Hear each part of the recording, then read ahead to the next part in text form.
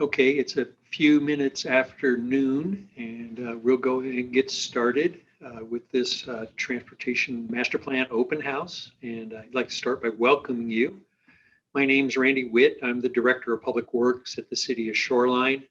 And thank you for joining us for the next hour or so to learn about the Transportation Master Plan update that we're embarking upon and to share your thoughts about the master plan and the update and what we're doing. So as you may know, because you have joined us, the city is updating the master plan, and we will refer to it as the TMP for the Transportation Master Plan at times through this conversation. But we're updating the plan to better serve the community's current and future transportation needs. The TMP will support all forms of travel, foot, bicycle, skateboard, scooter, stroller, wheelchair, transit, motorcycle, car, truck, etc. And the update will guide local and regional transportation investments and define the city's future transportation policies, programs, and projects for the next 20 years. So I want to emphasize again that I really appreciate your participation. A lot of times I hear about transportation projects when the backhoe shows up on the street, and people thinking ahead and participating in this will help us get those sort of things right and get the word out to people early in the process. And we need your help making these decisions related to transportation. We need to know which improvements are most important to you and to hear your ideas about how to keep our transportation system safe, healthy, and efficient. This plan will influence our decisions for the next 20 years, as I mentioned before.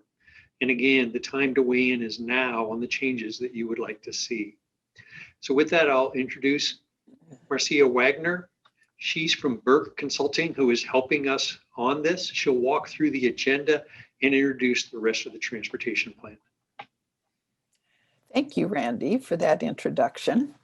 And as Randy mentioned, I'm Marcy Wagner, a member of the consultant team, and I'll be emceeing today's meeting. Here's what we intend to cover today. We'll start with introductions, run a brief interactive exercise. Then Nora will tell you more about the TMP project and how this project relates to other work that's currently underway in Shoreline. We'll then hear from you all in an interactive exercise about important destinations in Shoreline. And then we'll open it up for a Q&A. Here is the full project team. You just heard from Randy Witt, who's the Public Works Director. You will soon hear from Nora Daly-Pang, who is the city's project manager. And we have behind the scenes Catherine Lander from the city and Sarah Saviscus and Rebecca Fornaby from the consultant team. You'll also be hearing from Sarah later in the meeting, who will be helping with the Q&A session. We ask that you keep your device, a phone or a second device close by. We'll be using Mentimeter to hear from you during this meeting. If you would open your browser of choice and visit menti.com, as you see here, menti.com, and use the code as shown on the screen.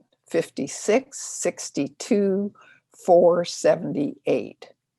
If you have technical questions for us during the meeting, please use the Q&A function to make requests for assistance.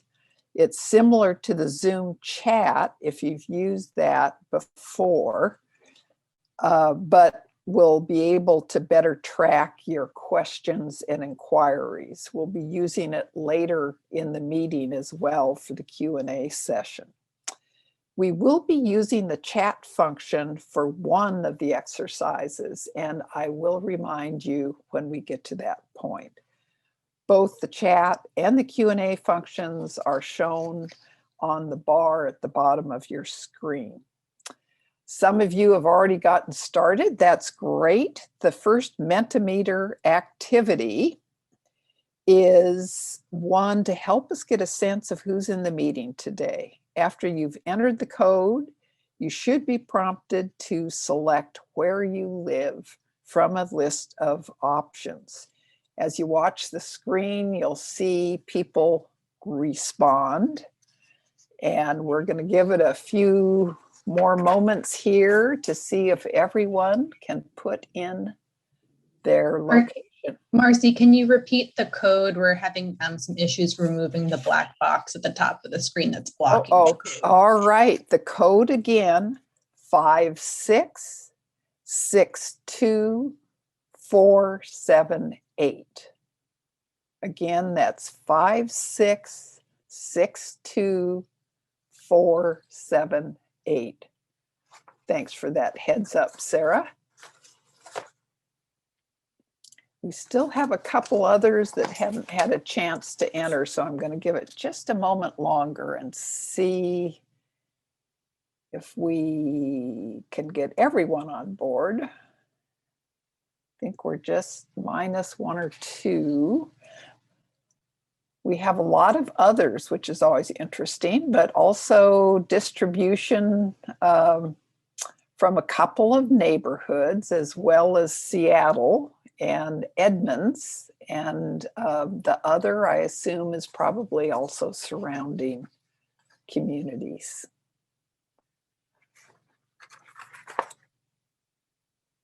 All right, so I think we will move on. What is the Transportation Master Plan? I'm going to hand over the meeting to Nora now, who will tell you more about the TMP. Nora. Thank you, Marcy, and good afternoon, everyone. Thanks for attending. What is a TMP? So first and foremost, it's a realistic plan that will result in actions. The city's TMP will guide transportation investments over the next 20 years based on community needs and priorities. And why are we updating the TMP now? Well, the last time we updated the TMP was 2011, so it's more than 10 years old, and we must update it by 2023 to align with the city's comprehensive plan. In fact, the TMP will become the transportation element in our city's comprehensive plan, meet Growth Management Act requirements, maintain the city's eligibility for future funding, and set transportation policies for guiding the development of Shoreline. What will make it successful? That is always a great question to ask at the start. At the end, the TMP will have a clear, consistent vision, priorities that reflect community and council goals, policies, programs, and projects that reflect existing work and future needs, and a feasible, financially sustainable roadmap. As we were saying, we're just getting started on a 2-year process with the goal of adopting the TMP update by the end of 2022. There'll be multiple opportunities to envision future needs and give feedback. Some key considerations include substantial growth. Our entire region is experiencing substantial growth. Therefore, the TMP must look for synergies between land use and transportation choices. Also, we need to look at regional transit investments. 2 light rail stations are coming to Shoreline by 2024 with rapid bus connections to and from them. There's ongoing transportation issues like safety and congestion, as well as looking at maintaining the quality of life, like keeping our neighborhood's character and providing access to parks. Cost constraints are always a consideration, and that is why we will be building a financial roadmap for the TMP. And because this project is future forward looking, we must look at emerging technologies like EV, electric vehicle charging stations, autonomous vehicles, ride hailing like the Ubers and Lyfts of the world, and something that's called micro-mobility devices like e-scooters and e-bikes. So what have we done to date? I'd like to share what the city has done to date to inform how the TMP can build and expand on it. One key component is the Sidewalk Prioritization Plan that was developed in 2018. The city prioritized 75 new miles of sidewalk based on 4 main criteria. You can see those in the sidebar, and I'll walk through what those mean. So safety identifies locations in need of increased safety measures. Equity supports populations who have the greatest need. Proximity improves connections to schools, parks, and transit. And connectivity builds a network of connected multimodal routes. This effort helped the city figure out which sidewalks would get built first.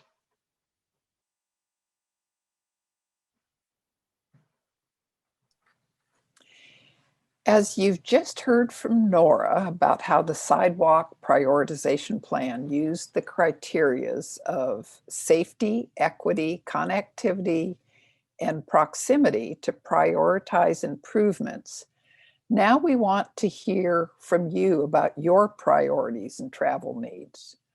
To clarify what we mean by some of these terms, travel time is not exclusive to getting around by automobile.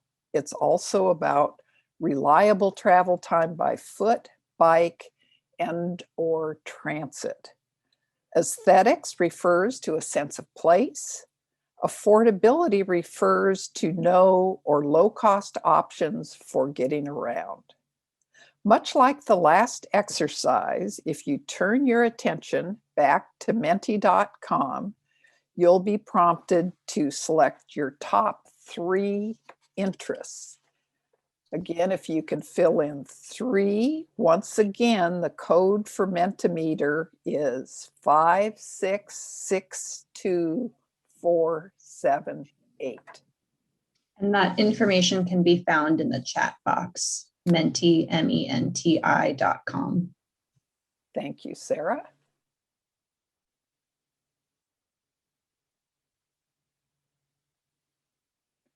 We'll give it a few minutes here, interested in seeing what your priorities are. I think we have about half the participants have put their preferences up.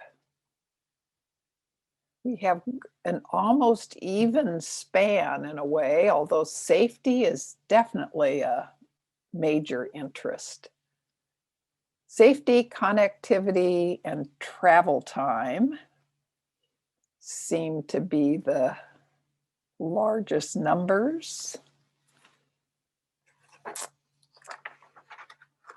All right, so safety, connectivity, and travel time seem to be significant choices from our group, but every one of the options does in fact have those with an interest in it. So thank you, that is helpful information.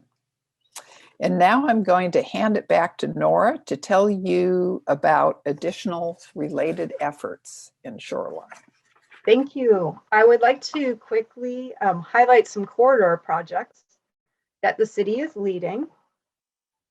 The 185th Multimodal Corridor Strategy re-envisions the 185th corridor to better connect all travel modes to and from the future 185th light rail station. The city is currently designing the 175th corridor from just east of City Hall to I-5 to support many modes of travel. Several years ago, the city worked with the community to set a vision for the 145th Street Multimodal Corridor. Now, the city is designing a pair of roundabouts at the interchange, which you see as symbolizes that red dot at the bottom of the screen, to improve safety and flow. We are also working on developing design plans for a segment of the corridor from the interchange to Linden Avenue, which connects with the interurban trail. And the city has secured funding for a portion we're calling the first phase from I-5 to Corliss Ave. Now I'd like to highlight what's happening in transit.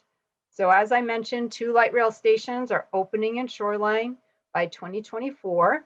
And as those are part of the Linwood Link light rail extension. Station sub areas around the 148th and the 185th station support dense, diverse, walkable neighborhoods. Sound Transit Stride service, which is shown as the yellow line in the right-hand corner of the map, will provide frequent bus service from Woodinville to the 148th Street station.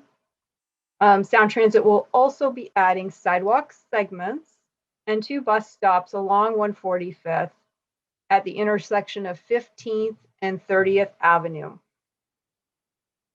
Swift is Community Transit's rapid bus service, and they will be extending their Swift Blue Line, which currently terminates in Aurora Village Transit Center, that's right next to Costco, to the 185th light rail station by 2024. So in time for opening of that light rail station. The interim route that is shown, go back 1 slide, please, is shown as a blue dash line that will run on 200th to Meridian to the station. And the long-term vision shown as that solid line, the blue line will go down Aurora and turn on 185th and make it to the station. The city has been working for many years with King County Metro to envision an integrated transit network. Here's Metro Connect's plan for 2040, which includes local, frequent, and express bus service, as well as rapid ride. We're also working with Metro on the future of non-fixed route shuttles. Now I want to highlight a few pedestrian and bicycle projects that we've been working on. The trail along the rail that is shown as that green dash line in the center of the map, running north-south. This is a vision for a 2.5 mile trail that will run roughly parallel to the light rail segment. The trail will provide direct pedestrian and cyclist access to the light rail stations, but also to parks, schools, library, and business districts. By the time the light rail opens, approximately 20 non-contiguous blocks of trail will be ready for use. The trail also fits into a bigger vision of connecting light rail communities with the regional trail network. As you can see on the map, connects with the Burke-Gilman that wraps around Lake Washington and our very own interurban trail.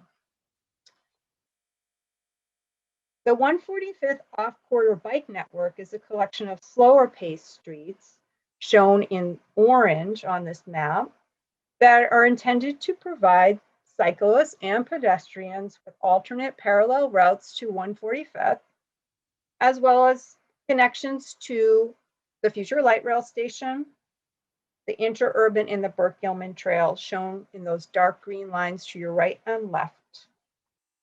As its centerpiece, the 148th Street bridge will provide a crossing over I-5 directly to the future light rail station and connect to the trail along the rail. Now I'll turn it back to Marcy. Thank you, Nora. We'd like to now hear about where you want to go in Shoreline or in other nearby communities by methods other than a personal vehicle. Instead of Mentimeter this time, we're going to use the chat function, which again, the icon for chat is on the bar at the bottom of the screen. And that will help us hear about your preferred destinations. Sarah is going to be helping me with this particular exercise so that we can hear what some of those are as we go through the exercise. We're going to work by quadrant, but here are all 4 quadrants of Shoreline, just for your reference purpose. And we will take 1 quadrant at a time and then ask you where you'd like to be able to reach without a car. So the Northwest is the first quadrant where we're going to start. This includes the neighborhoods of Hillwood, Richmond Highlands, Richmond Beach, and Enos Arden. The quadrant borders Woodway and Edmonds. Here's a sampling of some destinations in this quadrant to help you get oriented. We anticipate you'll have other destinations of your own. And if you can put in the chat 1 destination for this quadrant that you'd like to reach without a car, we also welcome suggestions that are beyond Shoreline's borders, as we anticipate there may be those that would like to get beyond as well. So Sarah, what are you seeing? We need to give people a couple of moments to type in their responses. If you're having trouble, the chat functions at the bottom of the Zoom window. I have several people wanting to access Saltwater Park. And then Richmond Beach, Fred Meyer, Highland Park Medical and Dental Facility, the Park and Ride, Shorewood High, but many votes for Saltwater Park. That seems to be unanimous. It is a wonderful amenity in Shoreline. So that I can see would be a preferred destination.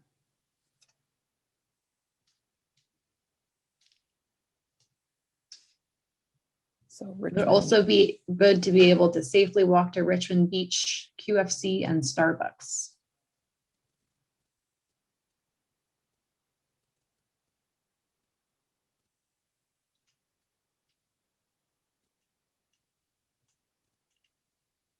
Looks like we've heard from most everyone, a few stragglers.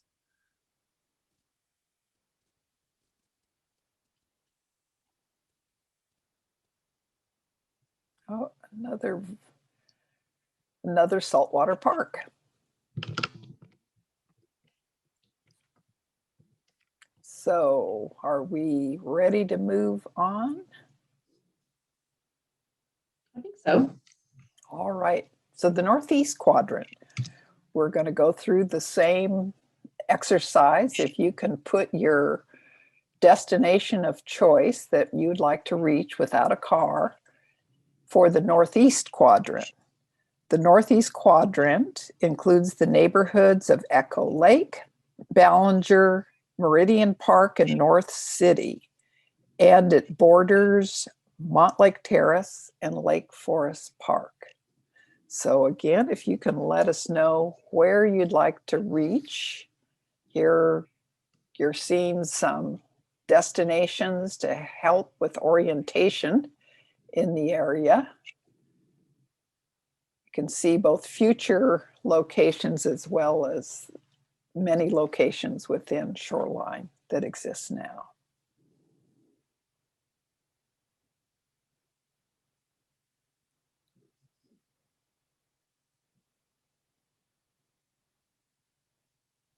Responses are starting to come in. Desire for the North City Business District, Spartan Gym and Light Rail, Trader Joe's and Costco. So grocery stores, common theme.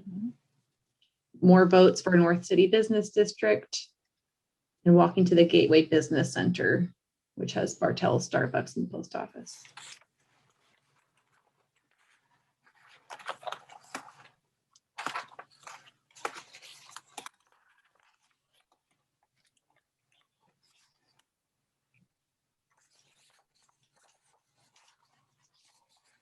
Any last destinations?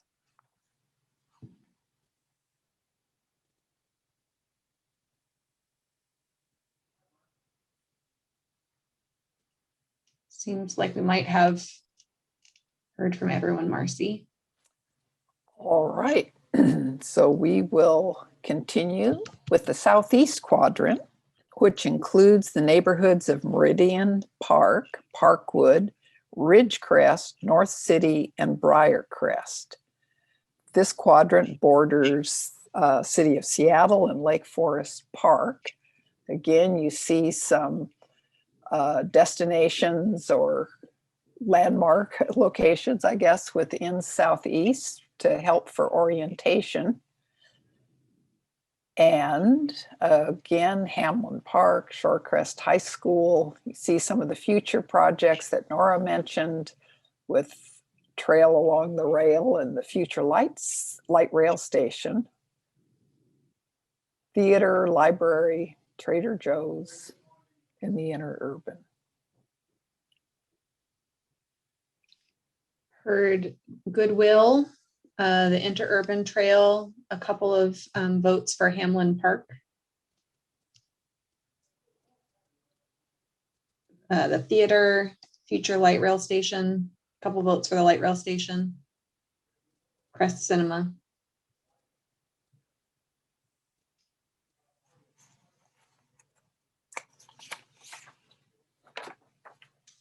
We also heard Gateway Plaza, Fred's, and Shorewood High School.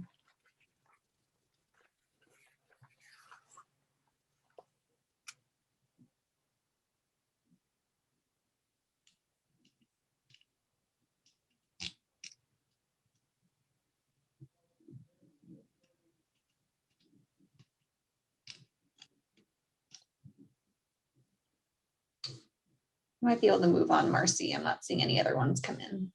All right, so on to our final quadrant, the Southwest. This quadrant includes the neighborhoods of Enos Arden, Richmond Highlands, the Highlands, Highland Terrace, and Westminster Triangle. And the quadrant borders the City of Seattle. Here are some destinations of note or locations of note within this quadrant, including Central Market, Interurban Trail, the golf course, Boeing Creek and Shoreview Parks, the community college, and the high school, Shorewood High School. So we would be interested in hearing where you would like to get to in the Southwest Quadrant without a car. Heard a couple of votes for Central Market, a couple of votes for Shorewood High School being a really important place for safe pedestrian access. Several votes for Boeing Creek Park. Heard, I think that's, oh, and Shoreview Park as well.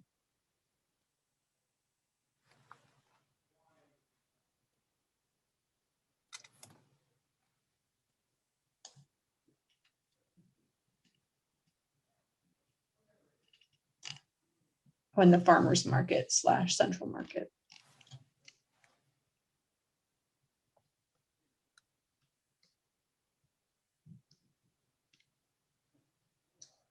That might be everyone. And if you think of other destinations, you can type them into the chat. Oh, we got a long comment here.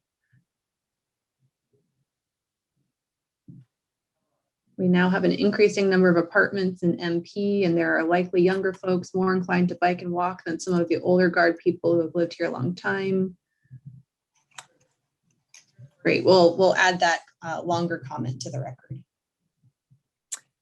Excellent. Thank you all for your good thoughts and ideas on destinations. For this portion of the agenda, we're going to be using the Zoom Q&A function. So out of chat, back to Q&A. Sarah will be reviewing questions behind the scenes, and then she will be posing those to Nora, who will respond if she has the answer readily available. If not, she may direct it to others on the team. And also, if we don't have a chance to answer your question or don't have the information readily available, we will make sure that those get included in the summary and are put on the website with the responses. So whatever questions you have, we will be responding to those.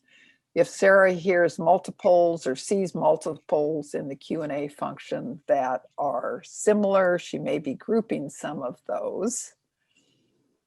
And with that, I'm going to turn it to Sarah, and please offer any questions that you have into the Q&A function. Again, you'll find that at the bottom of your screen, on the bar at the bottom of your screen. And for mine, it's on the far right. So that's... Great. Well, I can kick us off. We got a question come in during the presentation. Could the sidewalk prioritization plan be coordinated with bicycle and transit plans? There seems a few projects that could gain from coordination with it. A few locations not in the top 12 are missing links to transit areas and adjacent to bike lanes. That's a wonderful idea. Yes. So the sidewalk prioritization plan definitely gave us a head start on the TMP, but we are going to be taking what we're calling a layered network approach, just how you so accurately described. Could we look at multiple modes and see how they layer in a network and be able to accommodate them? So yeah, for sure. If there's things that we can do to fill gaps in a bike network that also coincides with people wanting to walk to that destination, and also slowing down drivers so everybody is alert and where those bus stops are. Yes, that's what we want to do. We want to take a comprehensive look, and I'm glad you're voicing that right now. When we come back in the summer for our next wave of outreach, we'll be starting to talk more about that, some early analysis about how our network functions today and those destinations that you've started to help us identify, and also future destinations like the light rail stations and the new bus lines that I mentioned during the presentation. So there are a couple of questions and comments related to improvements around private developments. One comment said there are a few locations on the sidewalk prioritization list that may have been improved with private developments in the past few years as well. And then a separate question says, are plans in the works for serving the possible Point Wells development? Not sure if that is canceled. Right. Okay. So yes, development keeps on happening. And of course, we're the permitting agent, so we work with the developers to build frontages as prescribed for that corridor. Our GIS team has, just over the last 6 months, we are kind of updating we did aerial photography of the city, and doing some really upgrades to the layers in GIS, so that we can better analyze as these redevelopments come in and they build portions of the frontage. We see that as a way really to stretch dollars. So the person who's asking the question must be looking at the sidewalk prioritization plan. If there's segments of that corridor that we've highlighted as a priority project, they're already built by development, that helps us finish up that project and move those dollars to the next project. And then there was a question about Point Wells. That is something that we've been tracking for years. I don't have a status update on that today. Okay. Nora, could you further describe the bike path development going west from the south light rail station to the interurban trail? Yes, absolutely. So Rebecca's already thinking ahead. Yes, if you can bring me to that off-quarter bike network map. Excellent. So this is this vision was initiated during the 145th quarter study. And through that work, we realized that we needed to provide an alternate route for cyclists that's slower paced streets and still gets people to where they want to go. And so we really panned way out and looked at our regional trail system, the Burke-Gilman and the interurban trail. And we looked at the existing topography and street grid. And so I'll just kind of break it down quickly. For the area between I-5 and the interurban trail, there's a lot of hills there. And the street grid follows that. So we don't have kind of like that perfect, I don't know, like this type of grid pattern that's just, every whatever 5 blocks, there's a through street. It really bends towards the hills. So as you can see, that orange line kind of does this step down ladder, and we find these slower paced streets that are through streets and make a connection to the interurban trail. That would lead right to the 148th Street Bridge. And then just quickly on the east side of I-5, all the way to the Burke-Gilman, again, a collection of streets that would provide not only connections to the light rail station, but connections through parks. So there's the Paramount open space. There's a trail through that park right now, but an opportunity to upgrade that so that it could support both pedestrian and bike connectivity.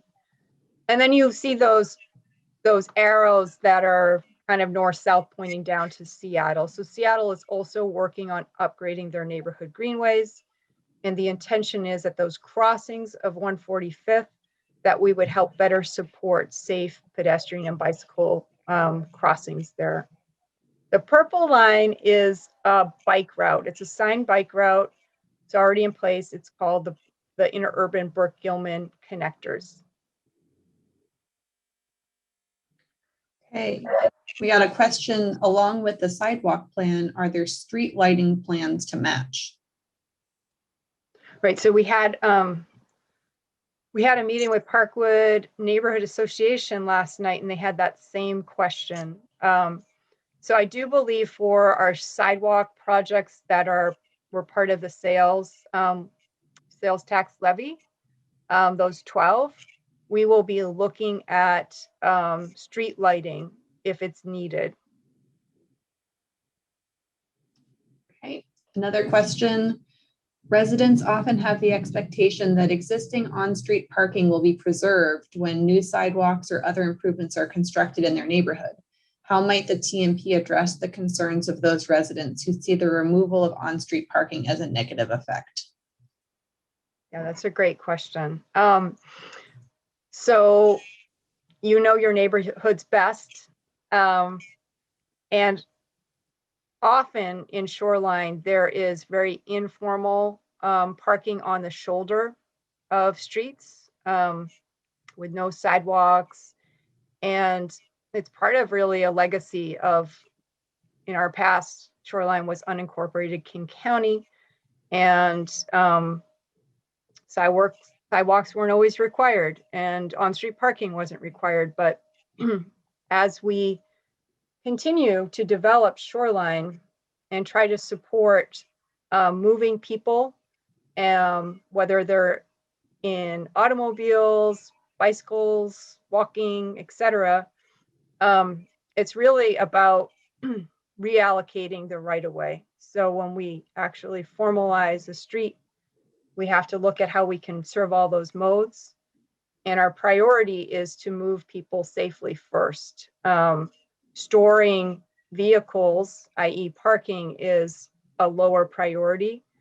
But I do want to communicate, we understand its importance, especially in areas where there's retail, how on-street parking supports that. So we have to really look at it on a case-by-case basis. Okay, we've gotten a couple of comments rather than questions, so those will go into the meeting summary. One question, with more rapid bus service, are there going to be bus prioritization, such as bus only lanes, signal queue jumps, etc.? Yeah, that's a great question. Thanks.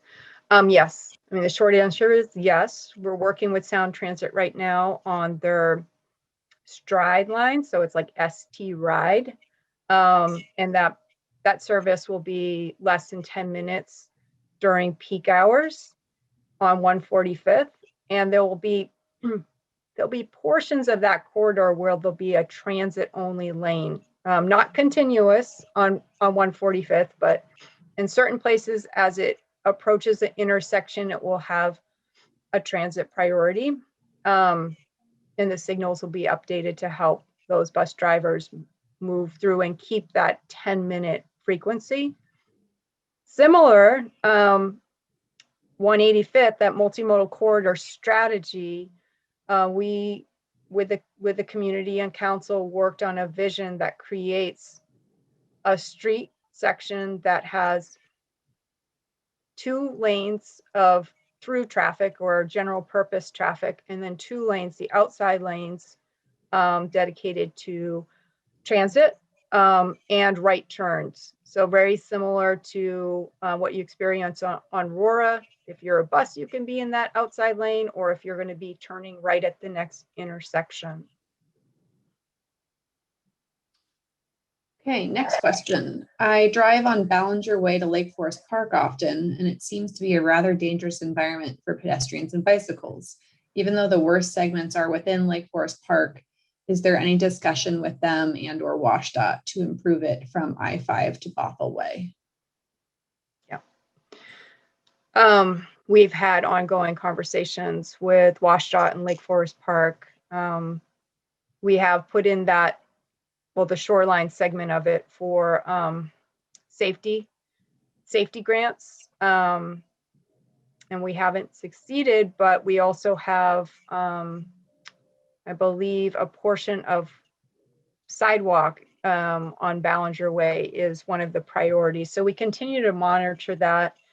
And certainly the speed of that road is could be tamed through traffic calming, as well as providing adequate place separation for people walking on sidewalks and looking at how cyclists can safely navigate that street. So sorry, on this slide, it doesn't show those 12 priority projects, but if you go to the city's website and go to sidewalk priority, just put that in the search bar, you will find a map that shows the 12 projects. Oh, and then thanks, Rebecca. Also, we have this handy list of useful links. We will also publish this on the TMP's website, so you can kind of one-stop shop to go to these related projects. So 2 questions that are less specific to transportation, but are on people's minds. One is about how the city plans to allocate funds to mitigate homeless population problems and what are the funds used for. And then another question about future redevelopment for the Fircrest property, but I don't know if you want to speak to the homeless population and how the city plans to allocate funds for that.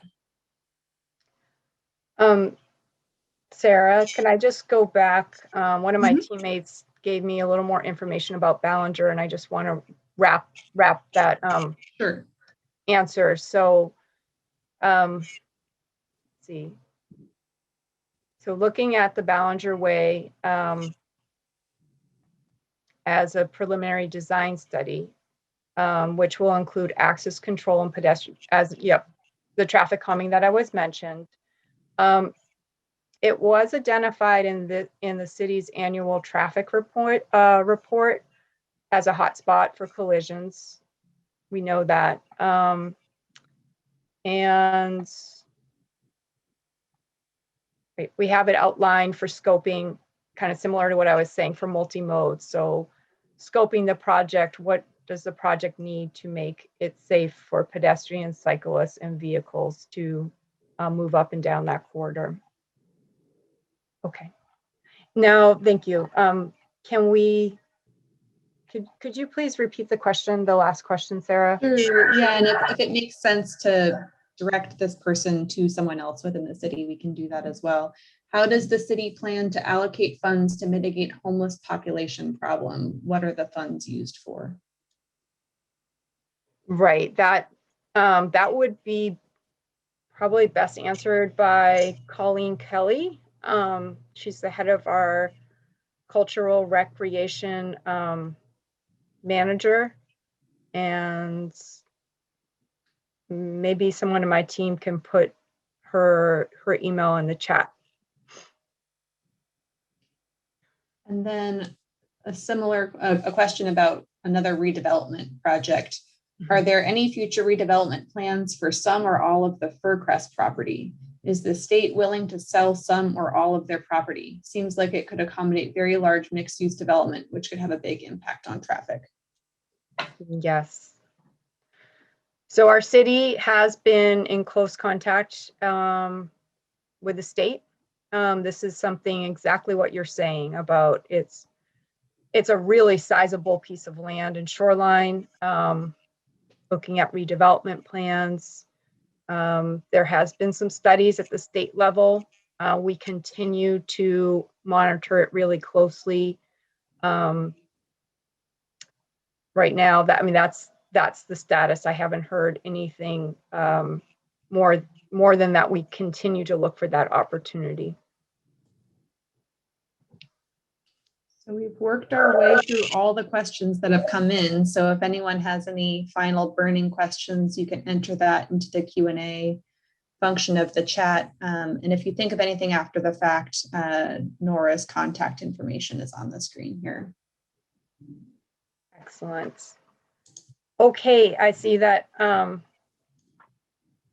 Randy Witt added Colleen Kelly's title and email in there for the person who wanted to find out more about homelessness services. And so I guess now is my time to kind of tell you some other resources to stay involved with the project. So we have a project webpage, shorelinewa.gov/TMP. Please go there and fill out a survey by the end of the month if you haven't done so already. It's about finding out your travel needs and priorities, very similar to the exercises that Marcy led today.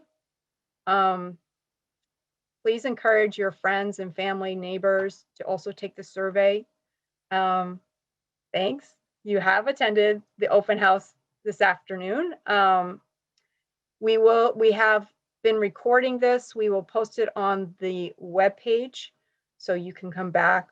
And people you know that really want to be here and miss it, you can let them know that resource is available. And lastly, if you can go back to that slide, please sign up for Shoreline alerts.